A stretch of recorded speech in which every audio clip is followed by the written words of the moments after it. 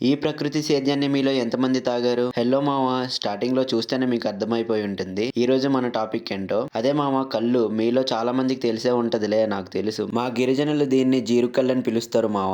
ఇది ప్రకృతిలో దొరికే ఒక సహజ వనరు. మా వైపు దీనిని అన్ని పనుల్లో ప్రధానంగా ఉపయోగిస్తారనమాట. లైక్ పెళ్లిళ్ళు కానీ, పండుగలు కానీ, ఏవైనా సరే ఈ కళ్ళు అనేది తప్పనిసరిగా ఉంటుంది. ఈ రోజు వీడియో తీయడానికి మెయిన్ రీజన్ ఏంటంటే దిష్టి తీస్తున్నారు మావ. ఈ రోజు శనివారం మావ, సో అందుకే మా నాన్న మా తాత అయితే ఈ రోజు దిష్టి తీద్దామని అనుకున్నారు. యాక్చువల్లీ పూజ అనేది సోమ లేదా శనివారం చేస్తారు మామ. ఈ కళ్ళు చెట్టు అయితే కొత్తగా కళ్ళు ఇవ్వడం స్టార్ట్ చేసింది. ఇంకా తాత నాన్న అయితే కొండ దేవతలకు దేవుళ్లకు దండం పెట్టుకొని కోడిగుడ్డుతో అయితే దిష్టి తీస్తారు మామ. మావ, ఇది తాగడం వల్ల సాధారణంగా మత్తు అనేది రాదు. దీంట్లో చక్కలు కలుపుతారు. చక్కలు కలపడం వల్ల మత్తు అనేది వస్తుంది అనమాట. చివరకు పూజ ముగించుకున్నాక ఏదైతే జీరుకల్లు ఉంటుందో మంటలో గోరువెచ్చగా వేడి చేసుకుని తాగుతారు మామ. ఈ జీరుకల్లు అనేది డోకితోనే తాగాలి మామ, అలా తాగితేనే మజా వస్తుందంట. మనకైతే అలవాట్లేదు, మనం గుడ్ బాయ్ అనమాట. వాళ్ళు తెచ్చుకున్న స్టఫ్ ను మనం మింగి తినడంలో సాయం చేస్తాం మామ. ఈ కళ్ళును మీలో ఎంతమంది తాగారు? తాగితే కింద కామెంట్ చేయండి మామ. ఇంకా కంటెంట్ నచ్చితే పేజీని ఫాలో కొట్టి సపోర్ట్ చేయ మామ. Thank you.